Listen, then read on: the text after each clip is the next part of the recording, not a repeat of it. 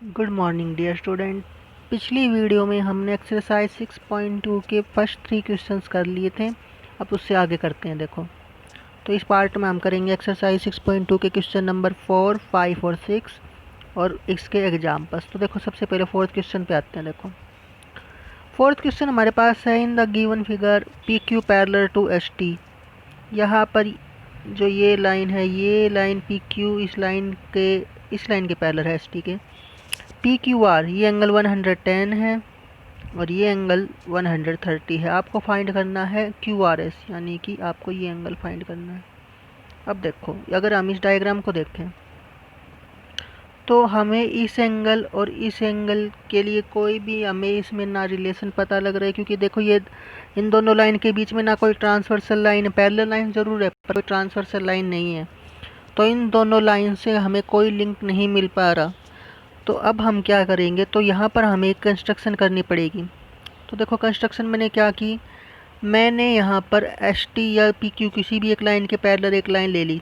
अब देखो, ये लाइन जो मैंने पैरेलल ली, अगर ये पी क्यू के पैरेलल लेता हूँ तो एस टी के पैरेलल ऑटोमेटिकली हो जाएगी बाई थ्योरम 6.6, या अगर मैं एस टी के पैरेलल लेता हूँ तो ये पी क्यू के पैरेलल हो जाएगी।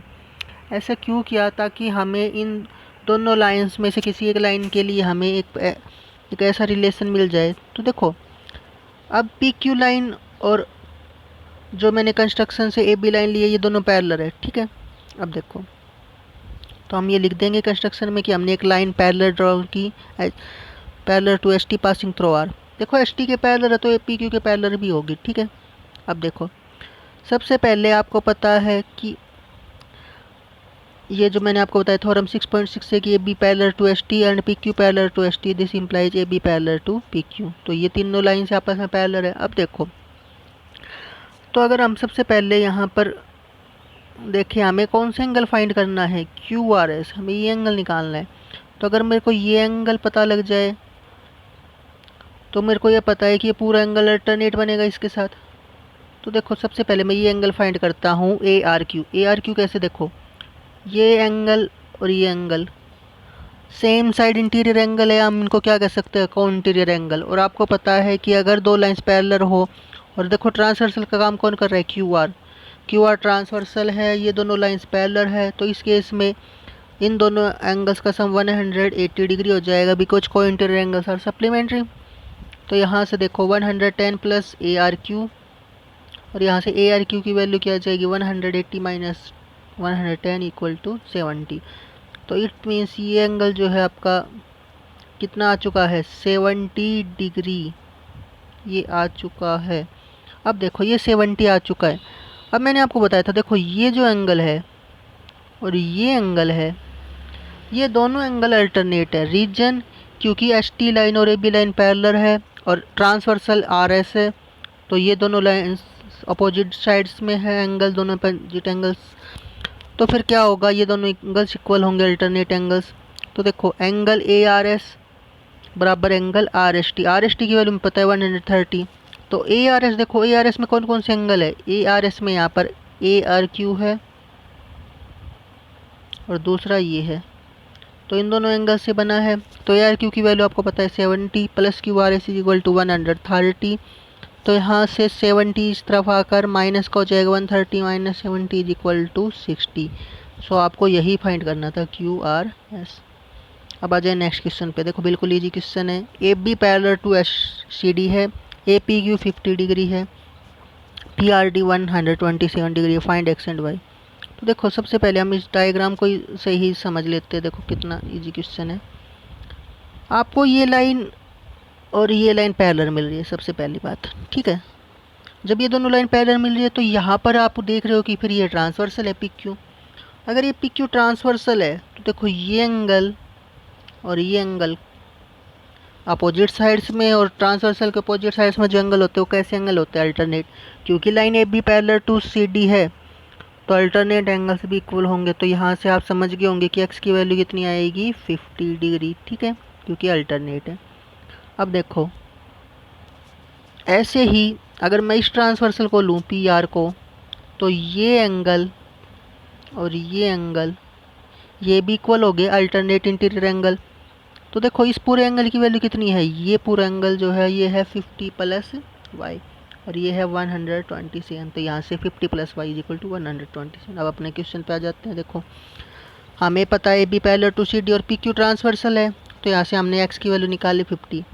अब देखो A B parallel to C D P R is transversal, तो A P R is equal to P R D alternate interior angle. A P R की value 50 + y, P R D की value 127, तो y की value आ गई 127 - 50 = 77। So x is equal to 50, y is equal to 77। बिल्कुल easy question है। Next question पे आ जाओ। देखो P Q and R S are two mirror place to each other. देखो ये दो पैरेलल मिरर्स है, ठीक है। एक मिरर ये है पी क्यू, एक आर एस, ठीक है। इसके बाद ये कह रहा है an incident ray A B strikes the mirror P Q at B, the reflected ray moves along the path B C and strike the mirror R S at C and again reflects back along C D. Prove that A B parallel to C D. तो देखो यहाँ पर आपको दो parallel mirror मिल रहे हैं। उसके बाद क्या कह रहा है कि एक इंसिडेंट रे, देखो ए बी आई इस मिरर से टकराई बी पॉइंट पर, फिर वो रिफ्लेक्ट हुई, फिर यहाँ इस मिरर से सी पर टकराई, फिर मूव कर गई डी, ठीक है। ऐसे है। तो आपको प्रूव करनी है कि ये लाइन और ये लाइन पैरेलल है। तो ये दोनों लाइन पैरेलल कब होंगी? देखो अगर आपको ये ए बी को सी डी के प्रूव करना है पैरेलल, तो आपको इस एंगल को इस एंगल के इक्वल प्रूव करना पड़ेगा। तो देखो यहाँ पर आप देख रहे हो कि यहाँ पर मैंने कुछ नंबर्स लिख रखे। ये मैंने कंस्ट्रक्शन क्या की, मैंने बाइसेक्टर्स, एंगल बाइसेक्टर्स ड्रान कर लिए। कौन कौन से? बी एम और सी एन, ये हमने दो एंगल बाइसेक्टर्स ड्रान कर लिए, ठीक है। एंगल बाइसेक्टर से इसका मतलब एंगल्स को इक्वल डिवाइड करेंगे, तो 1 is equal to 2, 3 is equal to 4, ठीक है। और सबसे ज़रूरी बात, क्योंकि ये मिरर पैरेलल है, ठीक है, तो इन पे जो एंगल बाइसेक्टर ड्रान किए हैं वो भी पैरेलल होंगे, ठीक है। अगर ये मिरर पैरेलल नहीं होते तो एंगल बाइसेक्टर्स भी पैरेलल नहीं होते। तो बी एम और सी एन पैरेलल हो गए बाय कंस्ट्रक्शन, ठीक है। तो ये हमने कंस्ट्रक्शन की, draw angle bisector B M and C N of angle B and C, और 1 इक्वल एंगल बाइसेक्टर, इसलिए 1 is equal to 2, 3 is equal to 4। अब देखो अगर मेरे को प्रूव करना है कि A B parallel to C D है, तो मैं ये प्रूव करूँगा कि जो बी एंगल है वो सी एंगल के बराबर आ जाए, यानी 1 + 2 इज इक्वल टू 3 + 4। तो सबसे पहले देखो 1 इज इक्वल टू 2 है, 2 और 3 इक्वल होंगे। रीजन देखो ये ट्रांसवर्सल हो गई, ये दोनों पैरेलल हैं, तो ये दोनों कैसे हो गए? अल्टरनेट, ठीक है। तो देखो 2 is equal to 3 alternate angle, 1 is equal to 2 और 3 इज इक्वल टू 4 आपको गिवन है। तो यहाँ से क्या हुआ? चारों एंगल्स इक्वल हो गए, और चारों एंगल्स इक्वल है तो आप लिख सकते हैं यहाँ से कि 1 + 2, क्योंकि देखो चारों इक्वल है तो 1 + 2 इक्वल टू 3 + 4। 1 + 2 क्या बनेगा? एंगल ए बी सी, और 3 + 4 क्या बनेगा? Angle B C D. तो ये इक्वल आ गए। अब ये इक्वल आ गए, और ये दोनों कैसे एंगल्स है? अल्टरनेट एंगल्स है। तो क्योंकि अल्टरनेट एंगल्स इक्वल है और बी सी ट्रांसवर्सल है, hence A B parallel to C D. आपको यही प्रूव करना था। अब आ जाते हैं एग्जांपल्स पर। देखो एग्जांपल नंबर 4 है P Q parallel to R S है। आपको एंगल कौन कौन से गिवन है? ये एंगल गिवन है 135, आपको ये एंगल 40 गिवन है। फाइंड करना है एक्स एम वाई, आपको ये एंगल निकालना है। अब देखो इस एंगल का इन दोनों से डायरेक्ट कुछ भी रिलेशन नहीं बन पा रहा, क्योंकि यहाँ पर ही कोई भी लाइन नहीं है। तो आप एक लाइन ड्रॉ कर लो। देखो हमने इसमें कंस्ट्रक्शन किया, हमने एक ए बी लाइन ड्रॉ की। अब देखो रिलेशन बन जाएगा। देखो सबसे पहले आप यहाँ पर आओ, ये लाइन पैरेलल है और हमने कंस्ट्रक्शन से ये लाइन पैरेलल ही ड्रॉ की है। तो ये लाइन और ये लाइन के लिए दोनों एंगल्स देखो सेम साइड हो गए, और सेम साइड इंटीरियर एंगल को हम कहते हैं को इंटीरियर। तो इन दोनों का सम कितना आएगा? इन दोनों का सम आएगा 180 डिग्री, ठीक है। तो अगर आप इसको x नाम दे दो, तो x की value x + 135 is equal to 180, तो x की वैल्यू आ जाएगी यहाँ पर 45, ठीक है। सिमिलरली यहाँ पर ये एंगल और ये एंगल कैसे हैं? अल्टरनेट है, लाइंस पैरेलल है अपोजिट साइड में। तो ये 40 है तो ये भी 40, ये 40, ये 45। तो टोटल कितना हो जाएगा? 40 + 45 85, ठीक है। तो इस तरह आप कर सकते हो। नेक्स्ट क्वेश्चन पे आ जाते हैं। देखो, if a transversal intersect two lines such that the bisectors of a pair of corresponding angles are parallel, then prove that the two lines are parallel. आपको गिवन है कि अगर एक ट्रांसवर्सल इंटरसेक्ट कर लिए दो लाइन्स को, ठीक है, वो लाइन्स कह रहे, सिर्फ पैरेलल लाइन्स नहीं कह रहा, such that the bisectors of a pair of a corresponding angles are parallel. तो देखो अब इसमें भी डायग्राम से ही हम कर लेते। देखो यहाँ पर ये दो लाइन से पी क्यू और आर एस, यहाँ पर इसका जो एंगल लिया हमने बी और इसका एंगल सी, इसके जो बाइसेक्टर है, ये इसका बाइसेक्टर है बी ई और इसका बाइसेक्टर है सी जी, ये दोनों पैरेलल है। ठीक है, तो आपको प्रूव करना है कि ये लाइन पैरेलल हो जाए। अब देखो, लाइन को पैरेलल करने के हमारे पास तीन तरीके हैं। कौन कौन से हैं? सबसे पहला है कि हम कोरिस्पोंडिंग एंगल इक्वल दिखा दें, या फिर हम अल्टरनेट इंटीरियर एंगल इक्वल दिखा दें, या फिर हम को इंटीरियर एंगल्स का सम 180 दिखा दें। बट क्योंकि हम इसमें कोरिस्पोंडिंग एंगल ही ले रहे हैं तो हम उसी को इक्वल दिखा देते हैं। तो देखो कैसे दिखाते हैं। सबसे पहले देखो यहाँ पर समझो, आपको जो गिवन है वो ये है कि ये बी ई पैरेलल टू सी जी है। तो देखो मैं इसको नाम देता हूँ 1 2 3 4। ठीक है, अब देखो बाइसेक्टर है तो 1 is equal to 2, okay, 3 is equal to 4, okay, या मैं बाइसेक्टर से पता लो। अब देखो क्योंकि ये लाइन पैरेलल है तो जो ये वन एंगल जो है, ये एंगल और ये एंगल, ये दोनों कैसे एंगल हो गए? कोरिस्पोंडिंग एंगल। ठीक है, इस लाइन के लिए तो 1 इज इक्वल टू 3 आएगा, 2 इज इक्वल टू 4 आएगा, ऐसे ही। ठीक है, तो अगर यहाँ से आप देखो, अगर मैं यहाँ से 1 + 2 करूँ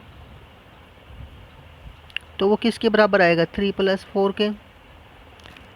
यानी कि एंगल जो ये बी एंगल है, ये बी एंगल इस एंगल के इक्वल हो जाएगा, प्रूफ। और अगर angle A B Q equal to angle B C S हो गया तो कोरिस्पोंडिंग एंगल से इक्वल हो गए। तो by converse of corresponding angle axiom P Q will be parallel to R S.